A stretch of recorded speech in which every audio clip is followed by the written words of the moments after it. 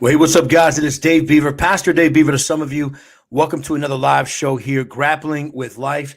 And if you've never watched the show, I say it every time I open the show. Grappling with Life is literally what it stands for. You know, every single person I know, whether you do jujitsu, you fight MMA, you're a martial artist, every single person I know, if you're not dead, you're not done. You are grappling with something in life, right? Relationships, education, career path, difficulties, maybe illnesses. So what I like to do is through grappling with life is to bring on these athletes, whether they're world champions, whether they're serious competitors, hobbyists, and use what we learn on the massive jiu-jitsu that helps us grapple with real life. I hope that through their stories, people like you watching tonight, catch it live, catch it later, are inspired to never stop grappling with life. Also, if you're training, I want to encourage you, do not stop training, start training through the good, the bad, the indifferent. Just keep walking through the doors of your academy. I promise you that is the secret sauce to getting better. Hey, so without further ado tonight, let me just take a moment and introduce my guest tonight. His name is Emilio Hernandez. He also is known as the Scramble King from Zenith BJJ. So Emilio, what's up, man? How are you tonight? Man, I'm doing great, guys. I hope everyone is doing well tonight. I hope everyone's having a great day, and hopefully you guys are all, getting rested and getting ready for a good night. Absolutely, dude. So it's kind of always funny when I'm doing these interviews, I always have to take into account the difference in time zone. And that usually Yeah, messes my brain up, man, because I'm not the smartest guy in the world, especially those West Coast folks. It's like 9 p.m. right. my time, 6 o'clock their time. So you and I are only an hour difference. So it's 9 p.m. here, 8 p.m. your time. And I just got done training. So for those of you watching, this is legitimate, still sweat saturated hair. Emilio just got done training, but we're committed to the cause here. So, Emilio, I like to ask all the guests that come on the show this first kind of question, and there's who is Emilio Hernandez? Before people know you as a jiu-jitsu, the Scramble King, what was life like you growing up? Where do you come from? What's your family like? What was growing up like for you?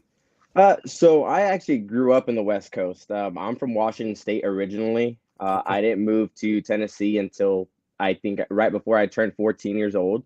So I pretty much lived in Washington State for years, visited Mm. California. A lot of my family's from that California area. Lived with my mom and my dad, my two siblings and my grandmother. Went pretty much lived out there for 13 years, and then kind of moved out here to Tennessee the summer that I turned 14. Very active as when I was younger. Spending a lot of time with my family, kind of just hanging out around the house. Which is funny, being from Washington State. Everyone's like, "Did you ever go to Canada?" Never would have expected how close I was to Canada back then. When I Yeah. look at it now, I make fun of it. I talk to my mom about it, and I'm like, "Why didn't we ever go to Canada? We were so close." Um, Yeah, for but sure. came from a small. I didn't come from Seattle, so I was kind of like southwest, or yeah, southwest of or south actually of Seattle. So 2 hours in like a littler city. But honestly, like out there, I played soccer a lot. Soccer was a big sport, so spent a lot of time doing that. Either that or just spending time with my family. Really, I was really school oriented when I was younger. Not saying that it wasn't like that when I got older, but I was very school oriented, pretty much. Straight A student type deal, pretty much from elementary to middle. So. Nice, nice.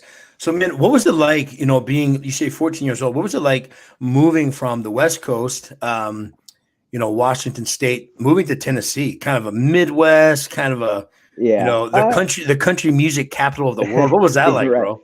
So my story is actually a little different, just for the fact that when I moved to Tennessee, I actually did not move with my parents. So Oh, my okay. yeah, so my parents um actually stayed in Washington State with my two siblings and my grandmother. There is kind of the gang life in that in back right before I moved was a little rough. Okay. And even now it's still kind of rough. But I felt like when I was growing up out there in Yakima, which is the city that I'm from, it was just it wasn't the safest. I mean, I'm not saying like it was Compton or anything like Yeah. California or anything back in the day, but you could always get caught at the wrong place, wrong time type deal. So growing up, I actually did get bullied by a lot of people who Mm. were gang affiliated members and stuff. Again, I try to keep myself busy with just, the soccer, with school, with, I did track it as well and stuff. But Yeah. um, as I got older, you start to notice a little bit more, I guess, with some of the kids who are the same age as you. They take a different path. Some of them kind of more in the not so school oriented, more gang affiliated, or Yeah. just the wrong crowd type deal. Yep. Um, so when I actually moved, I had came to visit my family, which I have family out here in Tennessee, which kind of made the transition semi easy. Yeah. But coming from, again, the West Coast out here to the countryside, it's just a big, it's a difference. Like, Yeah. where I used to be able to walk to a grocery store back home, I would have to drive everywhere out here, which Right. of course I couldn't drive, so I was always having to find rides. But yeah, so my family ended up staying in Washington State, and I came over here for the summer. One of my cousins was actually kind of a big factor of me moving to Tennessee. She kind of came to visit a few times before I moved, and she kind of saw a difference between me being really school oriented and an athlete to kind of unmotivated, kind of like a sad, Yeah. it wasn't me. I wasn't the same person. I was hanging out with the wrong crowd. Like, I was still getting straight A's, but I wasn't. I was just hanging out with different people at the time. Sure. So she kind of saw that. I used to visit every summer, so she sees the difference, of course, just on a personal level. And one summer I decided to come out to, she told me whenever she came in, she's like, "Hey, look, come visit this summer. I know you don't want to. I know you want to stay here with your friends and so forth, but and again, during that time I was getting bullied a lot, so but I was hanging out with a different crowd. But I ended up going out there to visit, and she kind of took me under her wing. She took me around. She took me shopping. She, took me movies. Kind of just, it kind of just showed me around the area. I've been in Tennessee multiple summers before that, but she really got to show me just like what life could be like out there, Yeah. or out here actually. It's a lot quieter. You don't, you really can't find trouble, honestly, in Tennessee, I feel like, unless you're looking for it. I Sure. mean, any point in time in life, something Sure. can happen, of course, but Yeah. I felt like if I wanted to walk down the strip or something, I wasn't in danger of like something happening or a Yep. shooting or anything crazy. So I came out here. She had to sit down with me like a week before I moved, and she just kind of asked me, like, what are your thoughts about moving out here? Of course, at first I was against it. Took about 48 hours, kind of thought about it, and her biggest thing was, don't want to see you in jail, don't want to see you dead. Like, Yeah. I want you to live a full life. So just think about it. You're the only person that can make that decision. So it's up to you. Yeah. Took about 48 hours, and then which I enjoyed that, that time. Like, it was quiet. I got to see, different parts of Tennessee that I hadn't seen before, because we were all so young, and now at that point she was able to drive. She took me around. Yeah. She showed me like the countryside, really, like the creeks, the lakes, creeks, and just the waterfalls and stuff. So it was, Yeah. I got to see the different side of it. Yeah. So when I moved, it was hard, of course, on my mom, being Sure. my mother, of course, and my dad, so I kind of just talked to my aunt and my cousin. I made the decision to move, and, gave a call to my mom. And of course, she was upset, as any mother would be.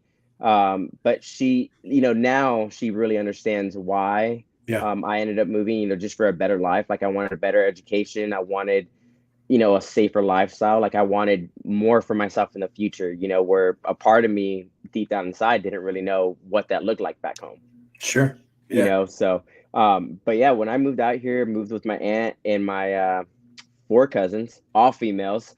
So that was a little rough at first, big Sure. transition. Like, I have a brother and sister back home, but Yeah. when I moved out here, I was still young, they were young, I was trying to acclimate and stuff, but yeah, it was a little different compared to, I guess, most families moving. It Yeah. ended up just being me compared to my mom and dad and siblings all stayed back home. So it was a little rough for a little bit, just to get used to it. But I was able to visit. It wasn't like I hated my family or anything. Like, I No, loved them sure. to death. Yeah. Of course, it was just hard at the very beginning.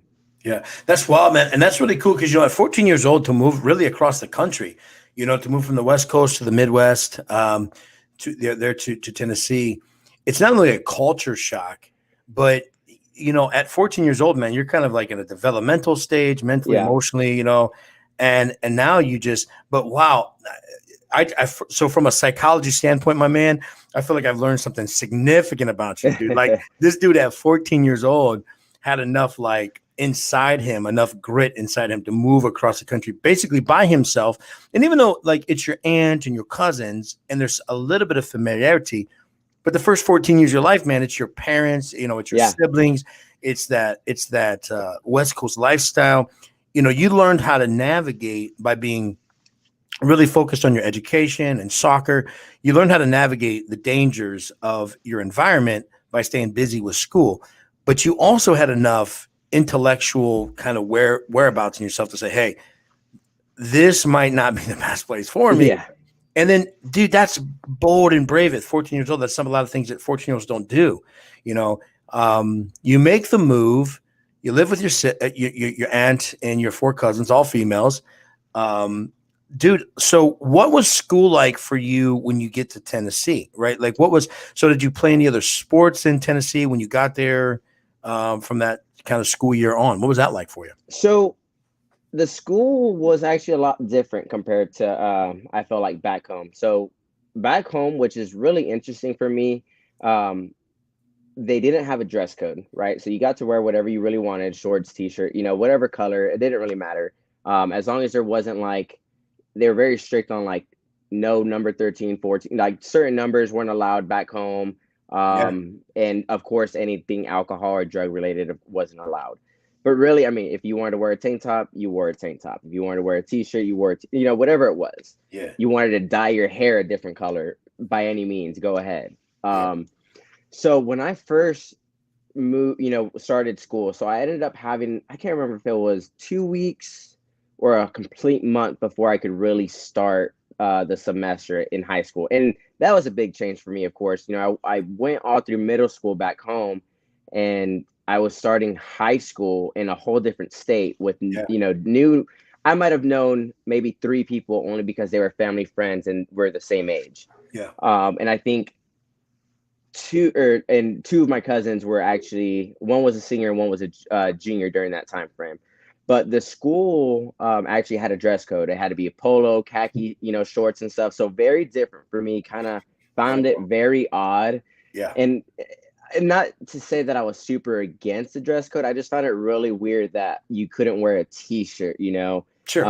I was like, it had to be a polo. It had to be tucked in. You weren't allowed to wear hoodies, which is, I'm so used to hoodies being back in Washington State because when it snowed, Yeah. And when it rained, it rained. So you always wanted to wear a hood. So you couldn't wear anything, like you couldn't wear a hoodie. Yeah. If you had you could wear a jacket with the hood, but you could never put the hood up for any, so even as soon as you walk into the doors, it's immediately taking the hood off and stuff. But it was different. The curriculum was a lot different compared to what I was doing back at home. I was I was big into math, so math was definitely my favorite subject. But I remember my freshman year, they were still doing math that I was doing in 8th grade. So it kind of was one of those things where I kind of walked through the class, but the teacher, me being a new kid, and she didn't know who I was, she kind of questioned a lot of my like assignments type deal because I would finish it before our homework assignments and turn it in before class ended, and she would kind of question it.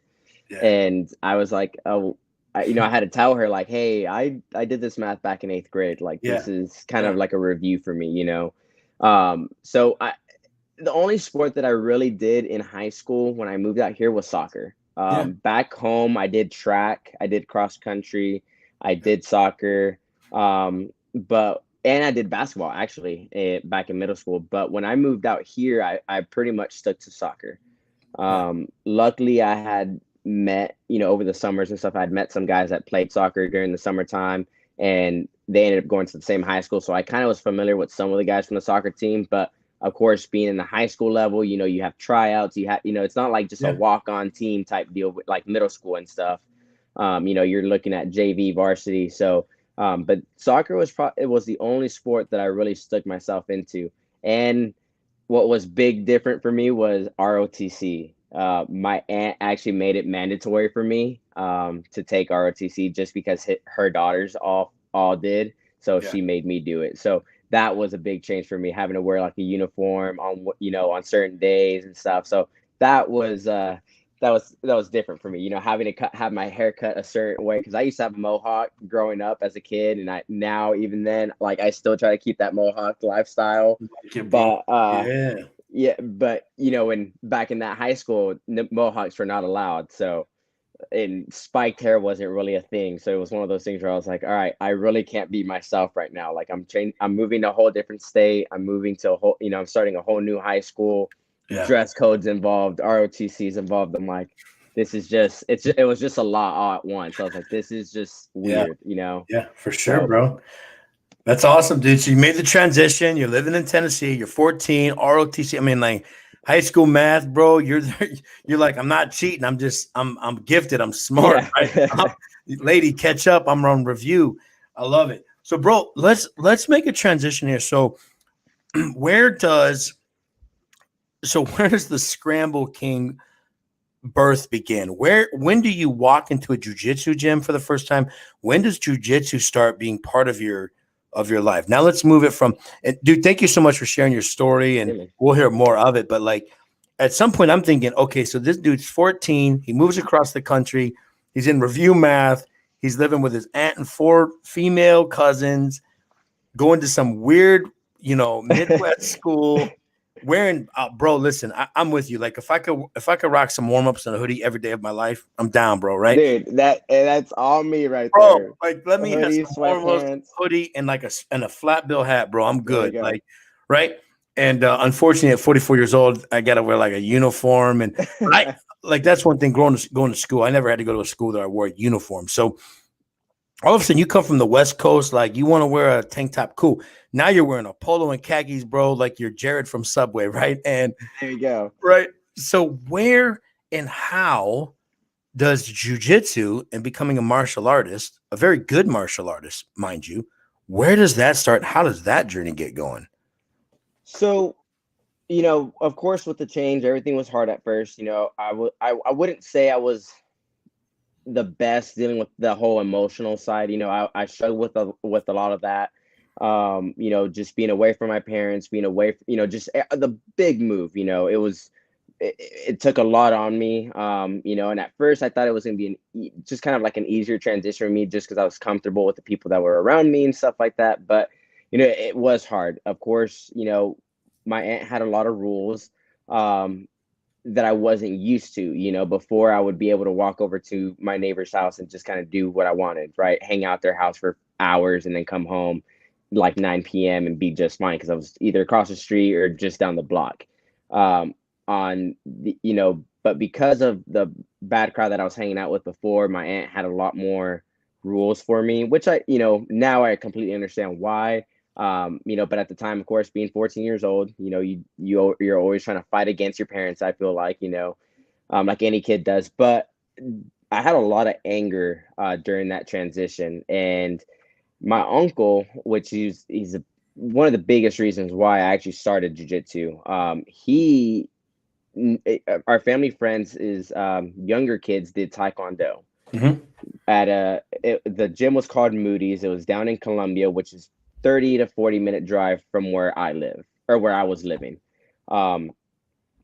He kind of, was talking to me about it. And it's funny because the gym that I'm actually at now with my instructor was actually across the street from the highway from where my aunt lived. But I heard great things about it. It was just like, higher level, right? They were on a different level than, where this gym was. And I considered it to be more, Moody's was more of a beginner school for me, right? That was like the introduction. So decided to try that out. Took a Taekwondo class one time there, but on the corner of my eye, I see Nogi Jiu-Jitsu. Before I even knew what Nogi was, of course, I just thought they were wrestling. And that caught my attention. So by the end of the Taekwondo class, I stuck it through. Of course, I wasn't just going to leave middle of the class. Stuck it through, and then I started asking about that class. Well, the owner of that gym actually ran his own MMA fights. Okay.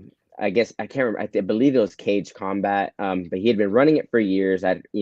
our family friends as kids always went to go watch it and stuff. So a lot of people knew about it. They always had the fights at the armory and whatnot. And Yeah. I happened to run into the instructor of that side and was asking what that was, and he was like, "This is like our MMA, MMA class." And I'm like, "Oh, awesome!" So talked to my uncle, and next day, instead of doing the Taekwondo class, stayed for the MMA class. So I started in more of a no-gi MMA scene before I even did gi jiu-jitsu. Yeah. And I actually started training, and it was only adults. There were no kids my age, so I was training with grown men, anywhere from 28 and above, or even sometimes 23 and above. And of course, I'm 14 years old. Yeah. So that was, kind of an interesting transition, just because the guys are a lot bigger. I had no idea what I was doing. But I trained there for about a year. And it was hard at first just because I couldn't drive. My uncle lived in Colombia, which is 35, 40 minutes. He was having to drive up and take me down there all the time. And his girlfriend, which is now my aunt now, but his girlfriend at the time, was having to pick me up and drop me off as well. And then eventually my cousins would, help out and do the same thing. But, after a while, that can kind of get old after, Sure. 40-minute drive there, be there for about an hour and a half. And then they would have to come pick me up and stuff, or they would have to wait in Colombia the whole night. Yeah. But ended up training there for about a year, and ended up leaving due to some, just not being able to get myself from point transportation issues. Couldn't get myself and stuff there. Yeah. Sure. So ended up not training for about a month before my uncle's friend, who trained at the one that I now train at in Spring Hill. Yeah. He had invited me to go watch a class, and I said, okay, cool. I felt so comfortable at the gym in Columbia at Moody's, and and I was loving it there. Don't get me wrong. I was Yeah. enjoying the learning atmosphere. Like I was soaking everything in. Like everything was just like fascinating. Everything was just amazing. It was different. Like I would have never, it's funny because back in our soccer coach back in middle school back home, he was a wrestling coach, and he was like, dude, you should come wrestle. He's like, you're the weight class I need. And I just kind of was like, no, wrestling's weird. Like I don't want to do that. I was just like, okay, like Yeah. wrestling's not my thing. I'm more like a soccer, soccer player. Well, go and visit this gym in Spring Hill. The owner, Ray Casillas, he, and Ruben, which is my uncle's friend, Ruben introduced me to Ray. And then he asked me if I wanted to, take a class. I was like, no, I'm just going to watch for today. I just want to kind of see where things are, kind of how you do things. He's like, okay, so sat in the corner, like any 14-year-old kid, had, head down. Actually, I was 15 at the time because I had already trained for a year. I Yeah. had my head down, like peeking over the ledge, looking back down, like just kind of like peeking to see what it's all about, and hung out for a while. And after the class, Ray comes back over. He's like, so when are we going to see you back? I was like, oh, I'm not sure. I was like, I have to, talk to my uncle, of course. Like, again, I have no transportation at that time.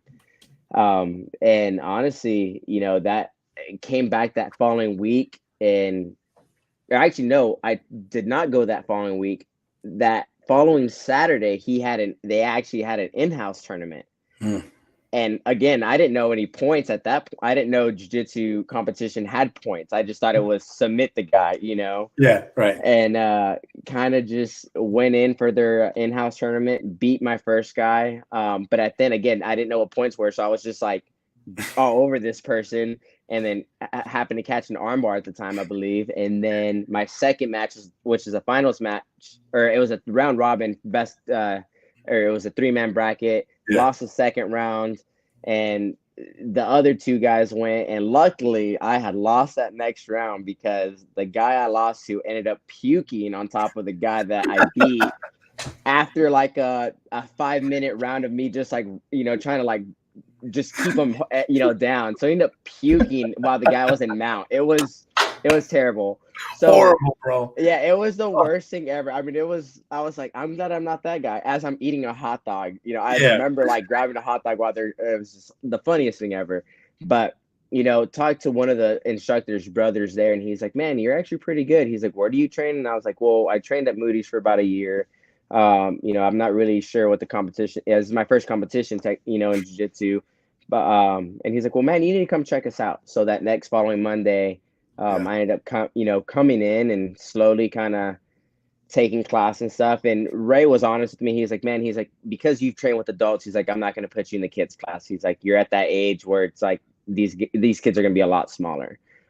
So jumped into his adult class, and that's when I started gi jiu-jitsu. You know, I didn't own a gi, so I had to borrow one for a while, and then kind of just slowly transitioned into training at his gym. And then I believe I did a naga like 2 or 3 weeks after that, after training with Ray for 2 or 3 weeks. And it was funny because I hadn't really signed up at the gym just yet. You know, I was in their like trial period, and I remember getting to naga, and you know, like I didn't really know a lot of the people just yet from the gym. And you know, Ray comes up to me and he's like, hey, are you registered? I was like, yes, sir. He's like, did you put us down for your team? And I was like, no.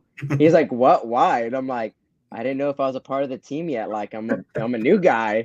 And he said, he's like, do you train with me? Yes. Do you take my classes? Yes. Do you train at the gym? Yes. Go change your team name. I was like, okay. Nice. And so that's kind of, you know, and then of course my first tournament at Naga, again, not knowing what points are, you know, they're like trying to tell me to settle, and I'm just like running, like passing guard, side control, mount, like transitioning from all these positions, just trying to get a choke or something. Yeah. And lost because I got swept, not knowing what. I was like, oh, well, that's like, they're like, you're all over the guy. I was like, yeah, I don't understand the point system yet. Yeah. But that's kind of how like slowly my journey into jiu-jitsu kind of started. But it wasn't until years later that I got the nickname Scramble King. But I guess it was I was at an IBJJF tournament, and I was in the absolute division, and one of the guys was like, I got off the mat. I ended up losing, but the guy was like, bro, he's like, you don't stop moving. He's like, you were just scrambling and scrambling, and he's like, your scrambles are so good. And you know, it was actually Italo Mora from Unity, who he's black belt now, but he actually gave me the nickname of Scramble King. He's like, they need to call you Scramble King.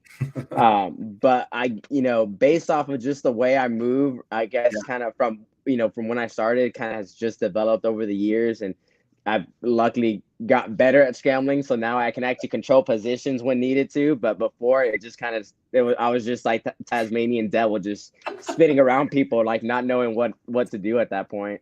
Dude, that's awesome. So you're like this like white belt / probably closer to a blue belt, just like scrambling past points, just looking for the submission. Yeah. This guy gave up 30 points trying looking for a choke, you know. That's awesome. And then losing at the end to 2 points because you get swept. I'm like, oh, well, that okay. Okay. Dude, that's awesome. Well, little did you know at that time, or you know, anybody else, that you would become who you are today. And who you are today, man, is pretty decorated. You know, you've taken the sport by storm, and really, man, it's become part of who you are. This is why I love this show. This is why I love doing Grappling with Life, because you get to know more about who is Emilio. You know, it's not just, oh, it's just this jiu-jitsu guy who's been this, you know, great guy at jiu-jitsu. He's got a real story. He's got a real life. A guy moves across the country at 14 years old. He goes and trains at a place for a year. You know, he's kind of shy moving into this new academy. He goes to an in-house tournament, wreck and shop, goes to Naga, you know, doesn't know the points. He just knows hard work, dedication, and, you know, scramble, right? But there's something that I want to draw out, man, because I love this. So I'm a very strategic, very tactical person. And one thing I love about jiu-jitsu is there's so many details.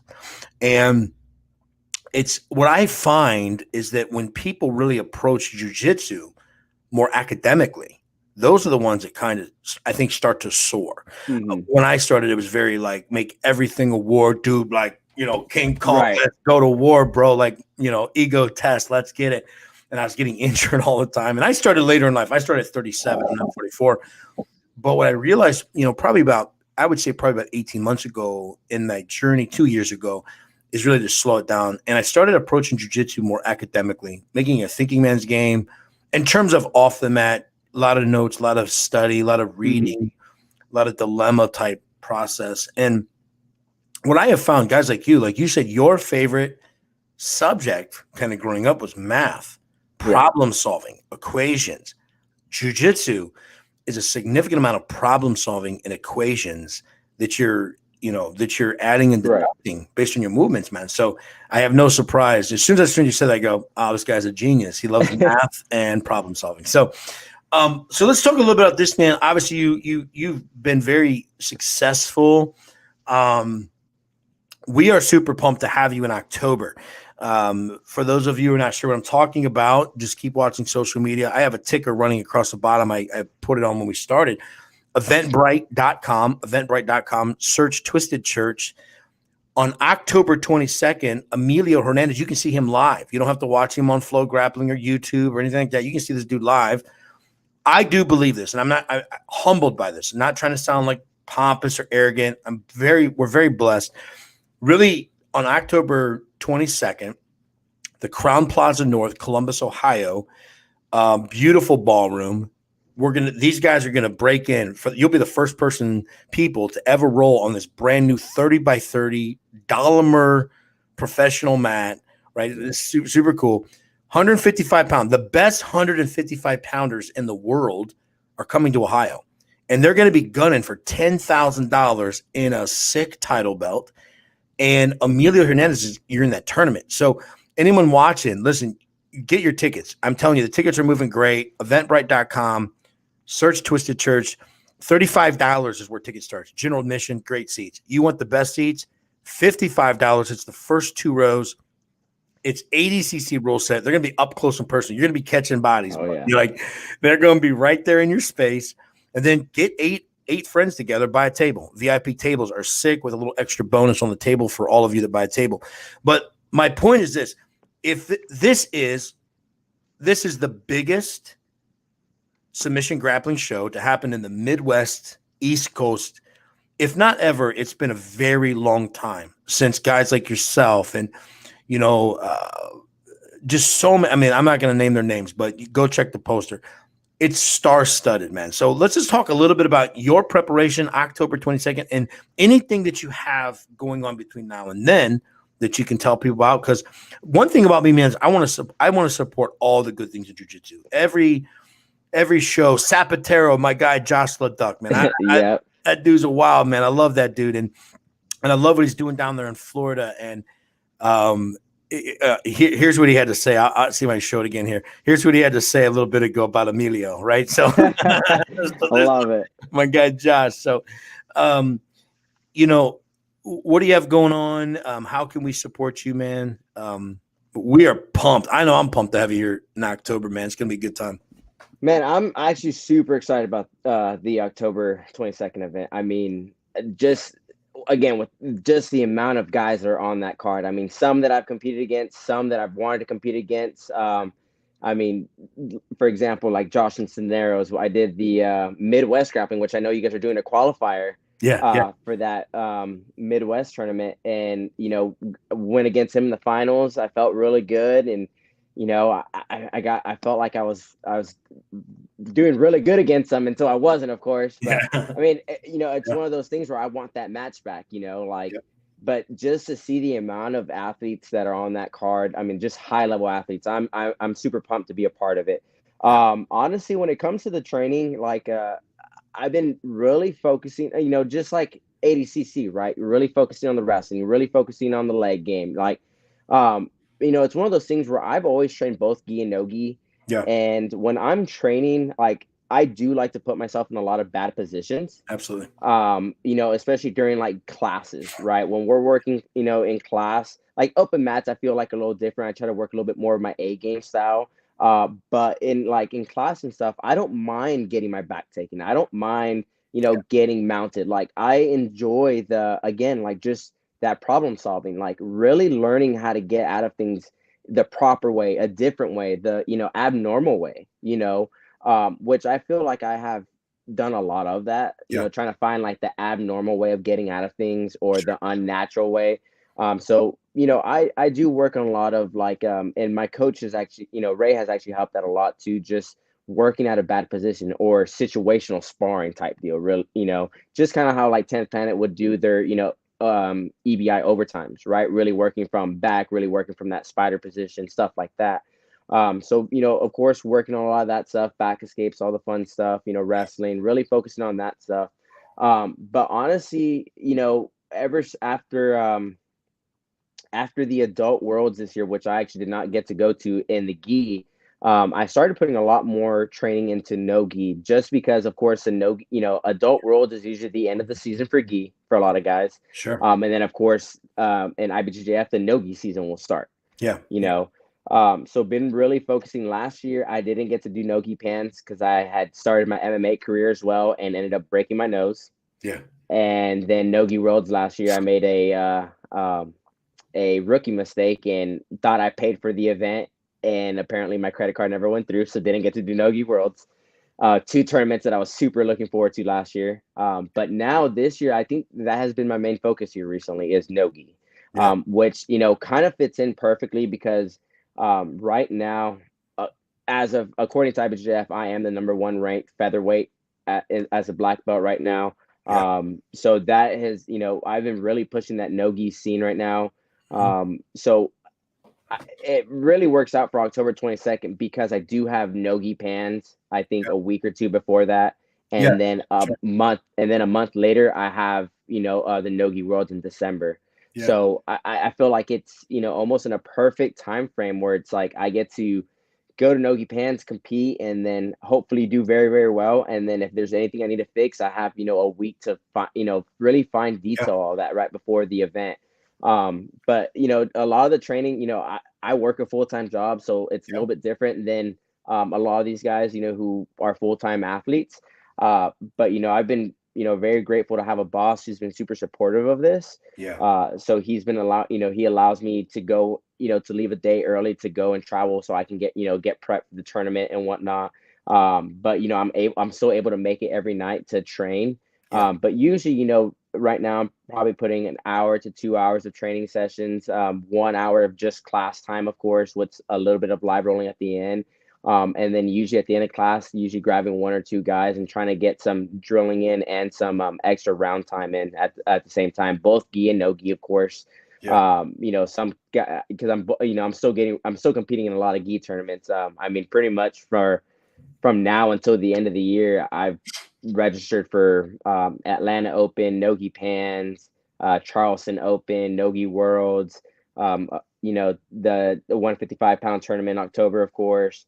And I think the Nashville Open is coming back to town. So, which I'm Yeah. actually Yeah. debating Nashville Open or Yeah. European Nogi right now. So it's one of those things that's up in the air. Yeah. But yeah, I mean, I have a lot of stuff, booked up, but I'm super excited, and I think that's why, like a lot of people think I'm a little insane on how much I compete, but honestly, for me, it's that mat time, right? Like Yeah. going to these tournaments really helps you build on what you need to work on, right? Like you 100%. either, whether it's your timing, whether it's your, maybe this takedown isn't working properly, or, maybe you have some stuff that you need to fix on, like even this past week in competing in Chicago, had an amazing match with CJ Murdoch. Yeah. I had amazing matches with him, but and he ended up beating me. But it's one of those things like I grew from that match. Like I got to rewatch it. I got to really, see where I need to work on, especially coming up for these no-gi events. Like, whether it's my no, whether it was a passing, whether it was a takedown, like where I got stuck and where I need to work on, or hey, he trapped me up with this. Okay, cool. Like we're gonna go back home. We're gonna take a rest day from the travel, and we're gonna go right back into it and start working that, position specifically, which Yeah. is usually what I typically do after a tournament. I really try to write down some notes Yeah. on positions that I struggled with, and then immediately once I get back on, usually Monday, I'm right back to like, all right, I need you. I get, somebody. I'm like, hey, get me in this position. I need to work out of it. All Yeah. right, let's restart.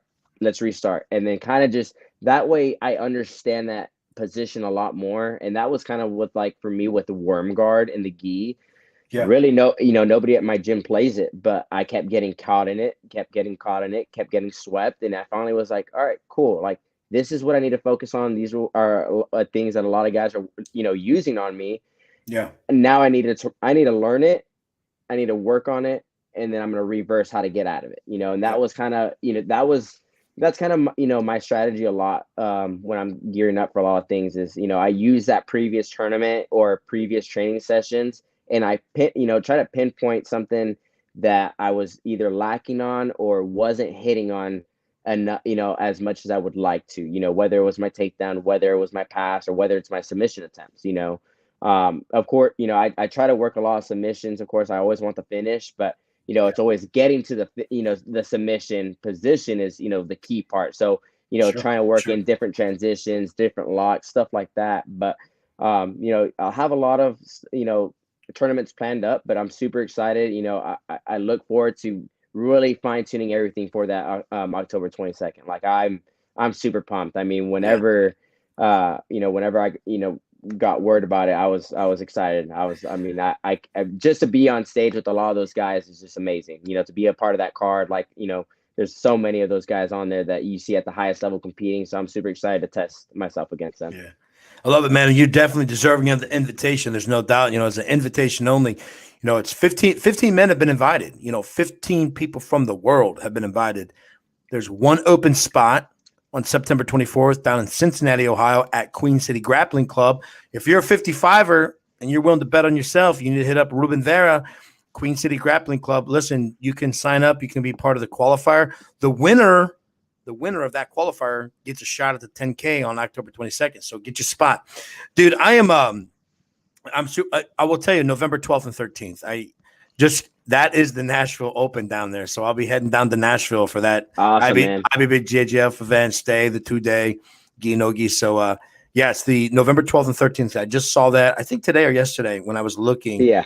at the upcoming stuff. So here's the deal, man. We're coming up on about 45 minutes when we're all said and done here, brother. And I know you've trained, I've trained. I'm sure you're ready for a shower. So am I.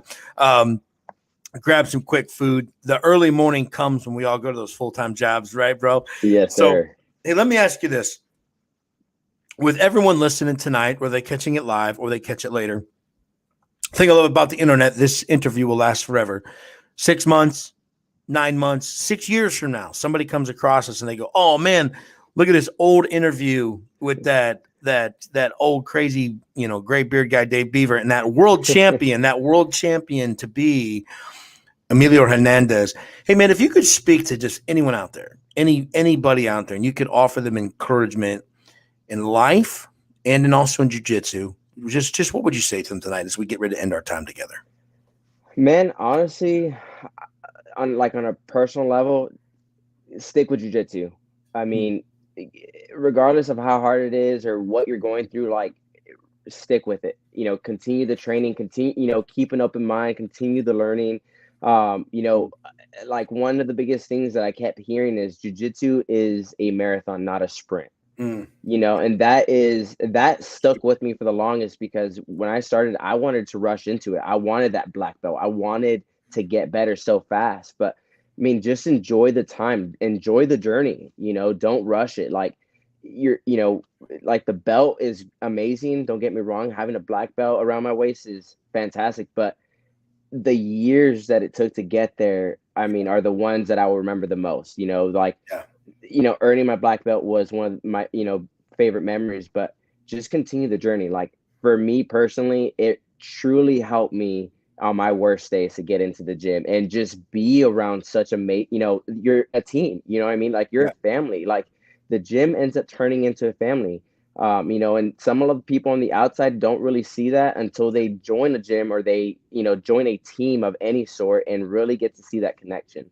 Yeah. But honestly, just remember, it is a marathon, not a sprint, and enjoy every moment you have with it. Enjoy, like, even on the bad days. Like, at least for me, anytime I was in a bad mood and went to go train, I mean, it was almost like everything Yeah. was nothing mattered, and I felt so much better after a training session, especially with my teammates, friends, people I hang out with consistently now. I mean, just enjoy those moments, even the bad, even if you have a bad training session, Yeah. that is a learning experience. Use that for your next training session. Like, you know just keep an open mind, continue to train, keep coming after it, and and just keep the consistency.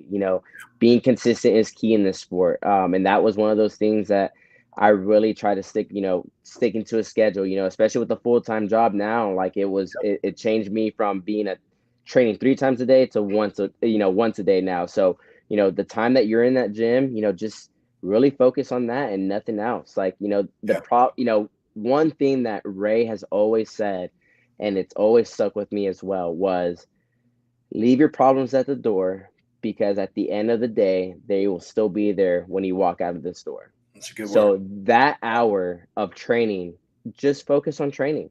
Yeah. Focus on doing something that you love, That's right. because if you're just cluttering your mind with, let's say the bad day that you had at work and you're trying to train, well, then you're going to focus only on that bad day at work. You're not going to focus on the great training that you can have.